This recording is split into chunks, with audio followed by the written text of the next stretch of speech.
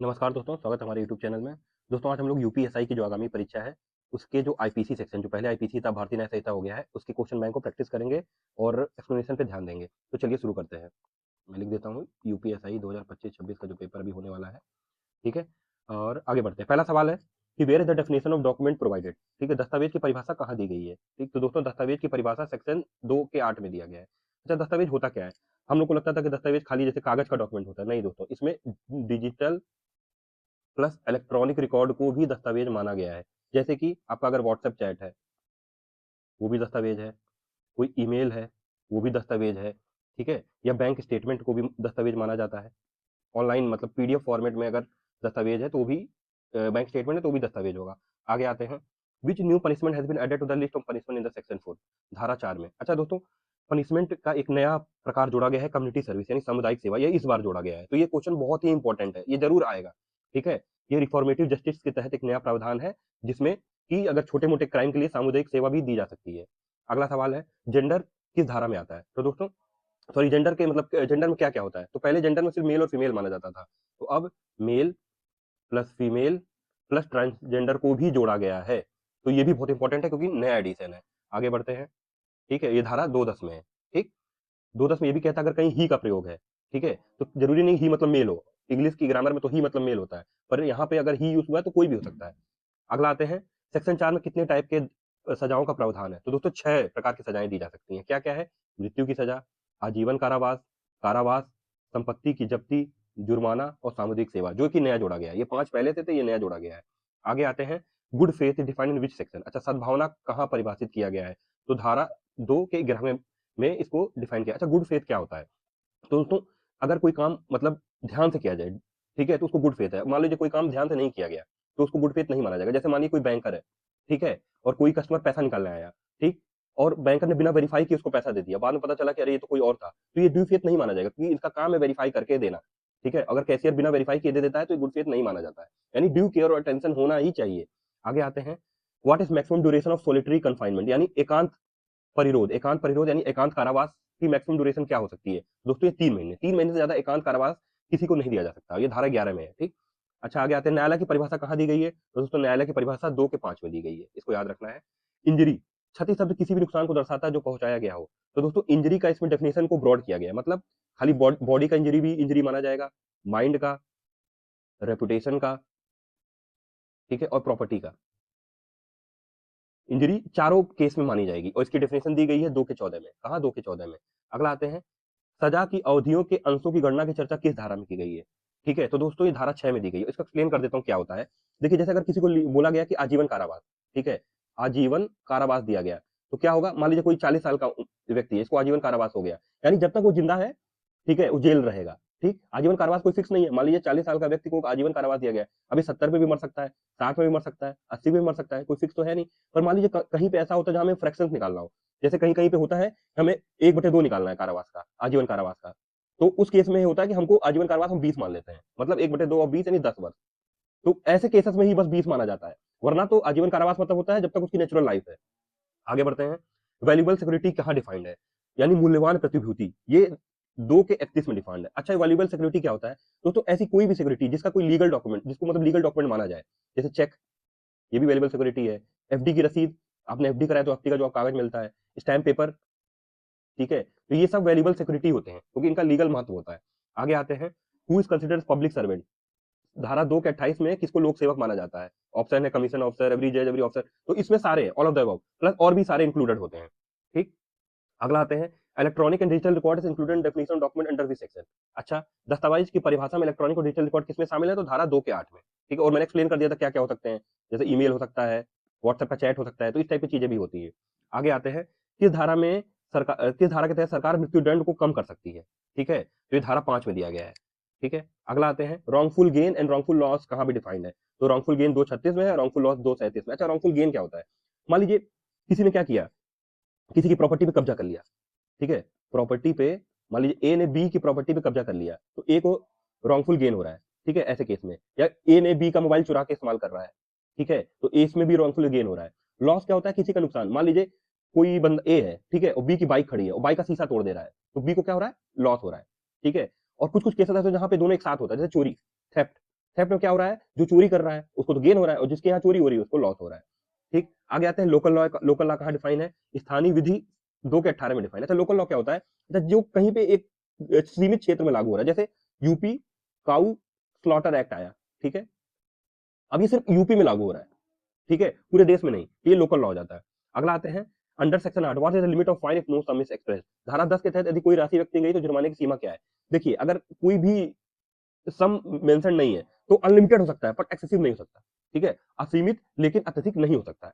आगे आते हैं, ओमिशन इज डिफाइंड, लोप की परिभाषा कहां दी गई है, तो दोस्तों लोप है 2 के 25 में दिया गया। अच्छा, ये ओमिशन होता क्या है, ये समझिए कि अगर किसी को कोई काम लीगली करना पर वो नहीं कर रहा है, जैसे मान लीजिए कोई डॉक्टर है, ठीक है, उसके पास एक्सीडेंट में एक मरीज आता है, अब यहाँ पे डॉक्टर की ड्यूटी क्या है, मरीज को बचाओ, पेशेंट को बचाओ, और डॉक्टर मना कर दे रहा है, तो यहाँ पे वो ओमिशन कर रहा है अपनी ड्यूटीज की, ठीक है, ये एग्जांपल से आपको क्लियर हो गया होगा। आगे आते हैं, यान की परिभाषा अब कहाँ मिलेगी, तो अब ये 2 के 32 में है, ठीक है। यान क्या होता है, पानी में चलने वाला कोई भी परिवहन, ठीक है, इसमें मोटर बोट, स्टीमर, सबमरीन सब इंक्लूडेड होते हैं, ठीक। आगे आते हैं, वसीयत कहाँ डिफाइंड है, तो वसीयत 2 के 34 में परिभाषित है, और ये क्या होता है, एनी टेस्टिमेंटरी डॉक्यूमेंट, कोई भी वसीयतनामा दस्तावेज, ठीक है, कोई भी वसीयतनामा दस्तावेज दस्तावेज जो होता है विल में आता है 234। आगे आते हैं, बीएनएस की समान परिभाषाओं में पहली बार बालक को कहाँ परिभाषित किया गया है, हम बालक का डेफिनेशन पहली बार कहाँ दिया गया है, तो दोस्तों 2 के 3 में, और बालक कौन होता है, 18 वर्ष की उम्र की आयु का कोई भी व्यक्ति, यहाँ पे बालक बालिका भी हो सकती है, बालक का जनरलाइज टर्म मतलब ही सी दे कोई भी हो सकते हैं, मतलब मेल फीमेल और ट्रांसजेंडर कोई भी 18 वर्ष का नीचे का व्यक्ति, ठीक। आगे आते हैं, अब आते हैं चैप्टर 2 पनिशमेंट। अच्छा, इसमें क्या है, 4 से 13, धारा 4 से लेकर धारा 13 तक पनिशमेंट यानी सजाओं के बारे में बताया गया है। तो पहला सवाल देखते हैं, धारा 4 के तहत अपराधी को कितने प्रकार के दंड दिए जा सकते हैं, तो दोस्तों 6। तो 6 कौन कौन से हैं, मृत्यु, ठीक, आजीवन कारावास, कारावास इसमें भी 2 टाइप के होते हैं, कठोर और साधारण, संपत्ति की जब्ती, जुर्माना, और जो नया जोड़ा गया है सामुदायिक सेवा, पहले दोस्तों आईपीसी 53 में था, अब क्या हो गया है, धारा 4 में हो गया है, ठीक है, 4 में हो गया, पहले आईपीसी धारा 53 में था। आगे आते हैं, which new form of punishment has been introduced. अच्छा, कौन सी सजा पहली बार जोड़ी गई है, तो दोस्तों अभी हमने देखा था कम्युनिटी सर्विस, ठीक है, धारा 4 की छठी श्रेणी ये है, इसमें छोटे अपराधों के लिए जोड़ा गया है। अगला सवाल है, under section 5 who has the power to commute a sentence of death, मतलब मृत्युदंड को किसी अन्य सजा में करने की शक्ति किसके पास है, तो दोस्तों ये अप्रोप्रिएट गवर्नमेंट, ठीक है, संविधान में लिखा है बीएनएस में लिखा है अप्रोप्रिएट गवर्नमेंट, यानी समुचित सरकार के पास ही ये शक्ति है। आगे आते हैं, सजा की अवधियों के अंशों की गणना में आजीवन कारावास किसके बराबर माना जाता है, तो दोस्तों 20 साल, अभी हमने देखा था ना धारा 6 में 20 साल, क्योंकि आजीवन कारावास ऐसे क्या होता है, नेचुरल लाइफ जितनी बची है वो होता है, पर कहीं पे मान लीजिए नेचुरल लाइफ का परसेंटेज निकालना है, 1/3 निकालना है, 2/3 निकालना है, तब तो आप इसको निकाल नहीं पाएंगे क्योंकि सबकी नेचुरल लाइफ अलग होती है, तो ऐसे केसेस में हम इसको 20 ईयर मान लेते हैं, जहां पे हमको इसका 1/2 1/4 निकालना हो, ठीक। आगे आते हैं, धारा सॉरी धारा 8 है, धारा 8 के अनुसार कारावास और जुर्माने में दंडनीय अपराध में जुर्माना नहीं भरा जाता तो अपराधी को क्या होगा। अच्छा, ऐसा होता है मान लीजिए कोई कोई ऐसी क्राइम होता है जिसमें क्या होता है कि आपको जेल भी हो रही है प्लस फाइन भी हो रहा है, और मान लीजिए कोई आदमी फाइन नहीं भर पा रहा है, तो क्या होगा, उसको अतिरिक्त इम्प्रिसमेंट यानी एडिशनल इम्प्रिसमेंट, अतिरिक्त कारावास झेलना पड़ेगा। आगे आते हैं, 8(3) धारा 8(3) के तहत यदि कोई अपराध कारावास और जुर्माना दोनों से दंडनीय है तो जुर्माना न भरने पर कारावास की अवधि किससे अधिक नहीं होगी। अच्छा, वही केस है, इसमें अवधि पूछ रहा है, तो ये 1/4 से ज्यादा नहीं होगी, ठीक है। जुर्माना न भरने की स्थिति में उसकी सजा का 1/4 से ज्यादा नहीं होना चाहिए। मान लीजिए उसको 4 साल की सजा हो रही है, जेल हो रही है, ठीक है, और 10,000 का फाइन हो रहा है, ठीक, एक केस एग्जांपल दे रहा हूँ, जेल है ये है 4 साल की और फाइन 10,000 का, वो भर नहीं पा रहा है, तो यानी 4 का 1/4 यानी 1 साल, यानी इतनी ही इसको दी जा सकती है, इससे ज्यादा नहीं दी जा सकती है, अतिरिक्त जो कारावास है। आगे आते हैं, एकांत कारावास is mention under which article, ठीक है, तो धारा 11 में, जो सोलिटरी कन्फाइनमेंट होता है धारा 11 में दिया। एक न्यायालय कुल मिलाकर अधिकतम कितने समय के लिए एकांत परिरोध यानी एकांत कारावास का आदेश दे सकता है, तो दोस्तों मैक्सिमम 3 महीने से ज्यादा तक का एकांत कारावास नहीं हो सकता है। आगे आते हैं, जब सुनाई गई कारावास की अवधि 3 महीने से अधिक हो तो एकांत परिरोध किसी एक महीने में डैश अधिक नहीं होगा, तो 7 दिन सॉरी, मान लीजिए किसी को अगर 3 महीने के लिए 3 मंथ के लिए सोलिटरी कन्फाइनमेंट यानी एकांत कारावास मिल गया, तो एक महीने में ही नहीं 3 महीने, एक महीने लगातार नहीं देंगे उसको, एक महीने में सिर्फ 7 दिन मैक्सिमम दिया जा सकता है, फिर गैप होगा, फिर अगले महीने में 7, ऐसे करके इसको दिया जाएगा। आगे आते हैं, सॉरी इसको धारा 8 कर लीजिए, धारा 8 इफ यदि जुर्माने की राशि निर्दिष्ट नहीं है तो सीमा क्या होनी चाहिए, इससे पहले हमने ऊपर देखा था अनलिमिटेड बट नॉट एक्सेसिव, मतलब असीमित लेकिन अत्यधिक नहीं होनी चाहिए, ठीक है। आगे आते हैं, appropriate government can commute a sentence dash of the offender. अच्छा, ये बताइए उसकी सहमति होनी चाहिए, बिना सहमति होनी चाहिए, फैमिली के कंसेंट या ओनली आफ्टर कोर्ट ऑर्डर, तो विदाउट द कंसेंट, मतलब अगर कोई समुचित सरकार चाहे तो बिना उसकी अनुमति के ही उसके दंड को कम कर सकती है, ठीक है। आगे आते हैं, यदि कोई अपराध केवल जुर्माने से दंडनीय है तो जुर्माना अगर नहीं भर पाते हैं तो कारावास कैसा होगा, तो सिंपल कारावास दिया जाता है, कोई कठोर या एकांत कारावास नहीं दिया जाता है, ठीक है। आगे आते हैं, 100 रुपए की जुर्माना ना भरने पर कारावास की अधिकतम अवधि क्या है, दोस्तों 4 महीने। अगर 50 तक का जुर्माना नहीं भर पा रहा तो 2 महीना, 100 तक का है 4 महीना, और 100 से ऊपर है तो 6 महीना, ये याद रखिएगा, एग्जाम में आ सकता है। आगे आते हैं, आजीवन कारावास शब्द का अर्थ क्या होता है? 14 साल, 20 साल, प्राकृतिक जीवन का शेष भाग या 10 साल। तो दोस्तों प्राकृतिक जीवन का शेष भाग 20 साल कब लेते हैं? जब हमको फ्रैक्शन निकालना हो, अंश निकालना हो, तो हम 20 साल लेते हैं, वरना तो प्राकृतिक जीवन का शेष भाग होता है। धारा 11 के तहत यदि कारावास 6 महीने से अधिक नहीं है तो एकांत परिरोध किससे अधिक नहीं होगा? तो दोस्तों 1 महीना। इसमें भी देख लीजिए, अगर 6 महीने से अधिक का कारावास नहीं है तो एकांत परिरोध सिर्फ 1 महीने से अधिक नहीं होना है। अगर 6 से 1 के बीच में है तो 2 महीने से अधिक नहीं होगा। अगर 1 वर्ष से ज्यादा का कारावास है तो जो सोलिटरी कन्फाइनमेंट यानी एकांत कारावास है सिर्फ 3 महीने हो सकता है, उससे ज्यादा नहीं हो सकता है। तो ये पॉइंट बहुत इंपॉर्टेंट है। ठीक, आगे आते हैं।